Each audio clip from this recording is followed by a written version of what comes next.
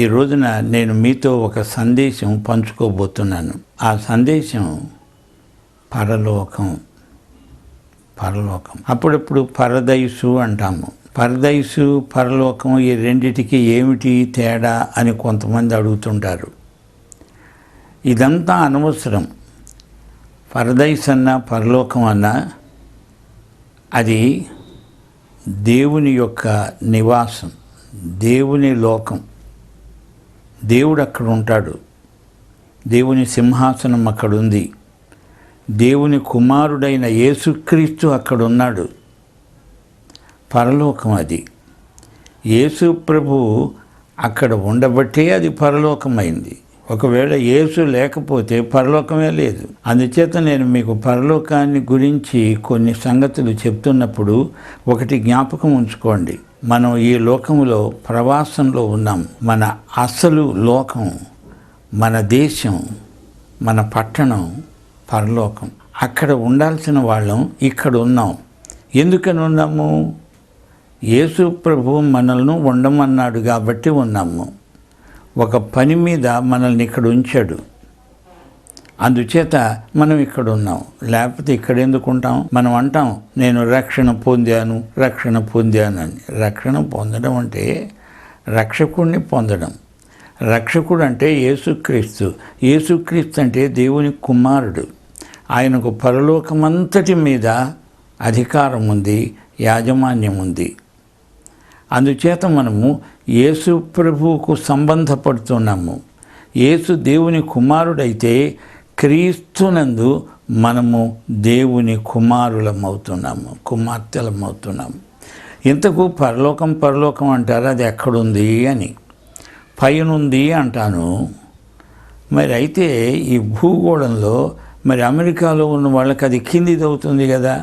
నేను పైన అంటే అది కిందిది అవుతుంది, నేను కింద అంటే అది పైది అవుతుంది. కనుక మనం ఇలాగా ఎల్లలు ఏర్పరిచి ఊహించడం అనవసరం. పరలోకము అంటే పరలోకమే. అది ఆకాశ మహాకాశాలకు పైన ఉన్నది. యేసు ప్రభు అక్కడున్నాడు. నేను ఈ లోకములో ఉంటూ ఉండగా నన్ను కూడా పరలోక పౌరుణ్ణి చేయడం కోసం యేసు ప్రభు ఎంత ప్లాను, అది ఎంత గొప్ప ప్రణాళిక. ఆయన పరలోకాన్ని విడిచిపెట్టి ఈ లోకానికి వచ్చి ఇక్కడ ఒక మానవుడిగా పుట్టి ఒక శిశువై పెరిగి 33.5 సంవత్సరాల వయసు వచ్చినప్పుడు శిలువ మీద చనిపోయి తన రక్తం కార్చి ఆ రక్తాన్ని మనలోకి ట్రాన్స్ఫ్యూజ్ చేసి ఇప్పుడు అంటున్నాడు మీరు నాతో సహవారసులు, దేవుని వారసులు, సహవారసుడు అంటే వారసుడితో సమానమైన హక్కులు ఉంటాయి. కనుక యేసు ప్రభువుకు పరలోకంలో ఎన్ని హక్కులు ఉన్నాయో అవన్నీ మనకున్నాయి. ఎందుకంటే యేసుక్రీస్తును నమ్ముకున్నాము. ఆయన నా ప్రభువు, ఆయన యందే నేను ఉన్నాను, పనిచేస్తున్నాను, ఉనికి కలిగి ఉన్నాను, చెలుస్తున్నాను, మాట్లాడుతున్నాను. నా బ్రతుకంతా క్రీస్తునందే ఉన్నది. ఇక అంతే, నేను పరలోక పౌరుణ్ణి. సరే, యోహాను సువార్త 14వ అధ్యాయం 2వ వచనంలో యేసు ప్రభు అన్నాడు, తాను వెళ్ళిపోతూ, నా తండ్రి ఇంట అనేక నివాసములు కలవు. పరలోకంలో ఎన్నెన్నో ఉన్నాయి భవనాలు, నివాసాలు. మీకు స్థలము సిద్ధపరచడానికి నేను వెళుతున్నాను. అంటే అర్థం, నేను వెళ్తాను, అక్కడ మీకు స్థలం సిద్ధపరిచి మళ్ళీ వస్తాను, మిమ్మల్ని తీసుకెళ్తాను. కనుక యేసు ప్రభు మళ్ళీ వస్తాడు, నన్ను తీసుకెళ్తాడు. నా సొంత ఇంటికి, నా దేశానికి, నా పట్టణానికి యేసు తీసుకెళ్తాడు. యేసు నేను నిత్యత్వంలో హాయిగా ఉండిపోతాము. అక్కడ బాధలు లేవు, కన్నీరు లేదు, కరువు లేదు. అక్కడ కక్షలు లేవు, కార్పణ్యాలు లేవు. అది ప్రేమలోకం, ప్రేమసీమ. అక్కడికి నేను వెళ్ళిపోతాను. కనుక యేసు ప్రభు అన్నాడుగా, ఆయన ఇచ్చిన మాట నేను నమ్ముతాను, ఆయన ఇచ్చిన వాగ్దానం. సరే, ఇంకొక మాట చెప్పన. ప్రకటన గ్రంథం 21వ అధ్యాయం 27వ వచనంలో గొర్రెపిల్ల యొక్క జీవగ్రంథమందు వ్రాయబడిన వారే పరలోకమందు ప్రవేశిస్తారు. కనుక యేసు ప్రభు దగ్గర ఒక లెక్క ఉంది. ఆయన దేవుని గొర్రెపిల్ల. ఆయన యొక్క జీవగ్రంథములో నా పేరు రాశాడు. ఎప్పుడు? నేను పుట్టినప్పుడే. పుట్టడం అంటే కొత్తగా పుట్టినప్పుడే, అనగా పరిశుద్ధాత్మ నాకు నూతన జన్మ ప్రసాదించినప్పుడు నేను కొత్తగా పుట్టాను. అంటే నేను క్రీస్తుతో కూడా సిలువ వేయబడి ఉన్నాను. ఇక జీవించేవాడని నేను కాను, క్రీస్తే నాలో జీవిస్తున్నాడు.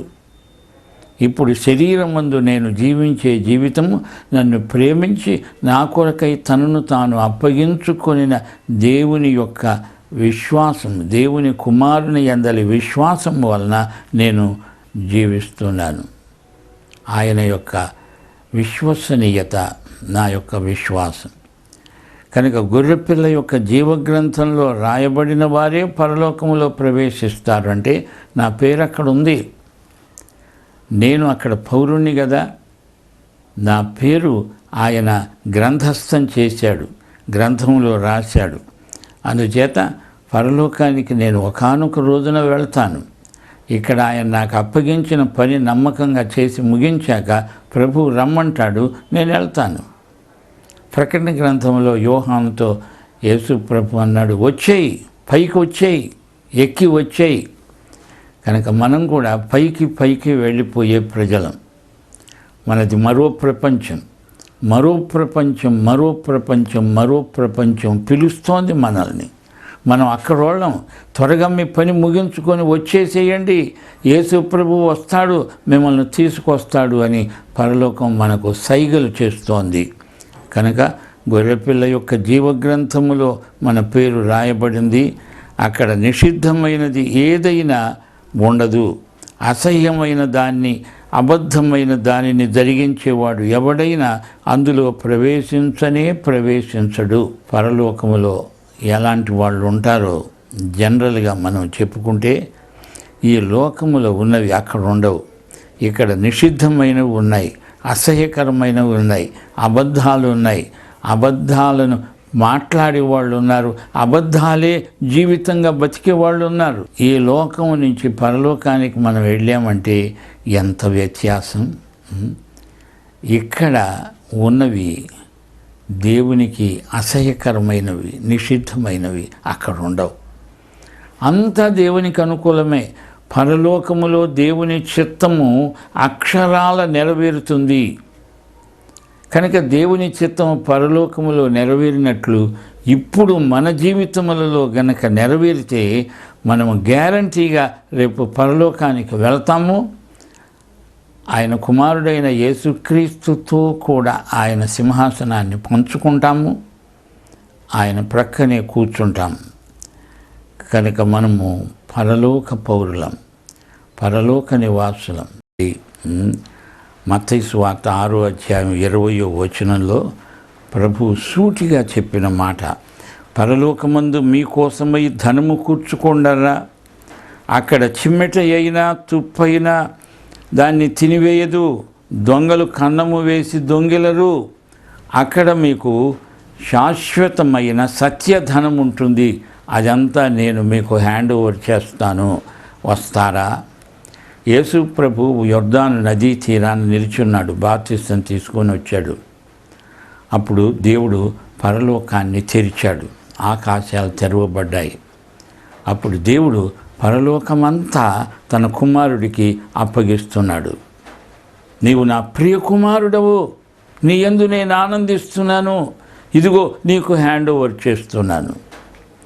అలాగే మనం కూడా ఒకానొక రోజున మన కోసమై ఆకాశము తెరవబడడం చూస్తాం. మనం పరలోకానికి ఎత్తబడతాం. యెషయా గ్రంథం 61వ అధ్యాయం 10వ వచనం అంటోంది, ఆయన రక్షణ వస్త్రాలను నాకు ధరింపచేశాడు, నీతి అనే పైబట్టను నాకు ధరింపచేశాడు. నన్ను ఆయన అలాగా పరలోకంలో చేర్చుకుంటాడు. ఎవరు నన్ను అడ్డగించలేరు, ఎందుకంటే నేను యేసుకు చెంది ఉన్నాను. యేసు పరలోక అధిపతి, రాజు, పరలోక రాజు, మహిమ రాజు. అందుచేత నన్నెవరు ఆపలేరు. నేను డైరెక్ట్గా ఆయన దగ్గరికి వెళ్ళిపోయి ఎగిరి ఆయన సింహాసనం మీద ఆయన పక్కనే కూర్చోడానికి నాకు అధికారం ఉంది. ఎందుకంటే ఆయన అంగీకరించాను, ఆయన నామందు విశ్వాసం ఉంచాను, నేను దేవుని బిడ్డనయ్యాను, ఆయనకు జన్మించాను. నేను పరిశుద్ధాత్మ నాకు నూతన జన్మ అనుగ్రహించాడు. 2 తిమోతి 4:8 ఇక మీదట నా కోసమై నీతి కిరీటము ఉంచబడి ఉన్నది అని పౌలు ఈ లోకాన్ని విడిచిపోయేటప్పుడు సాక్ష్యం ఇచ్చాడు. ఇక మీదట నా కోసమై నీతి కిరీటము ఉంచబడి ఉంది. ఆ దినమందు నీతిగల న్యాయాధిపతి ప్రభువు నాకు మాత్రమే కాకుండా తన ప్రత్యక్షతను అపేక్షించే వారికి అందరికీ అనుగ్రహిస్తాడు. నా కోసమై నీతి కిరీటం. నీతి అంటే నేను నీతిమంతుణ్ణి. ఎందుకయ్యాను? యేసును నమ్ముకున్నాను గనక. యేసు నీతిమంతుడు, నేను నీతిమంతుణ్ణి. ఆయన ఏమై ఉన్నాడో అదంతా నేనై ఉన్నాను కనుక నీతి కిరీటం నాకు పెడతాడు. నేను నీతిమంతుడిగా లోకములో జీవించినందుకు నాకు ఆయన సన్మానం చేస్తాడు. ఒక కిరీటం నాకు పెడతాడు. ఆ కిరీటం పేరే నీతి కిరీటం. నేను నీతిమంతుణ్ణి అని క్రీస్తునందు గుర్తింపు పొందిన వ్యక్తిని. ఎంత ఆనందం!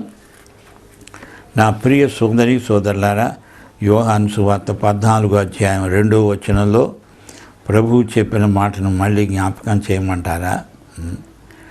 పరలోకములో ఉన్న నివాసాల్లో ఒకటి నాకు నా పేరు మీద ఆయన ఉంచాడు, కేటాయించాడు. నేను అక్కడికి వెళ్తాను. పరలోకము అద్భుత సీమ, అది మహిమలోకం. అక్కడికి నేను వెళ్తా. ఎప్పుడు వెళ్తానో నాకు తెలియదు, ఆయన చెప్పలేదు. కానీ నేనన్నా ఆయన దగ్గరికి వెళ్తాను, ఆయనన్నా నా దగ్గరికి వస్తాడు. మొత్తానికి నేను పరలోకంలో శాశ్వతంగా ఉండిపోతాను. నీవు ఉంటావా? నీకు ఈ నిరీక్షణ ఉన్నదా? ఈ ప్రశ్నతో ఈ సందేశాన్ని ముగిస్తున్నాను. ప్రార్థన చేసుకుందాం. కృపాసత్య సంపూర్ణుడా, మా పరమ తండ్రి, మహిమగల దేవ, నీకు వందనములు, స్తోత్రములయ్యా. నేను పరలోకానికి చెందినవాణ్ణి. ఇక్కడ ఉన్న సమస్యలన్నీ ఈ లోకానికి చెందినవి, కానీ ఆ సమస్యలకు పరిష్కారం పరలోకానికి చెందింది. నా పాదాలు భూమి మీద మోపి నడుస్తున్నాను, కానీ నా యొక్క శిరస్సు యేసుక్రీస్తు పరలోకములో ఉన్నాడు. ఈ 2 లోకాల్లో ఒకేసారి నేను జీవిస్తున్నాను. ఇది నాకు నీవిచ్చిన గొప్ప ఆధిక్యం. ప్రియ తండ్రి, అందరూ నీ బిడ్డలై అందరూ పరలోక పౌరులగున్నట్లు కృప దయచేయమని యేసు నామమున ప్రార్థన చేస్తున్నాను తండ్రి. ఆమేన్.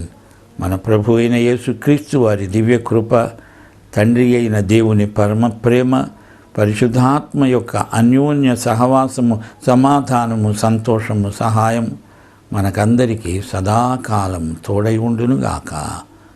ఆమేన్. ఆమేన్.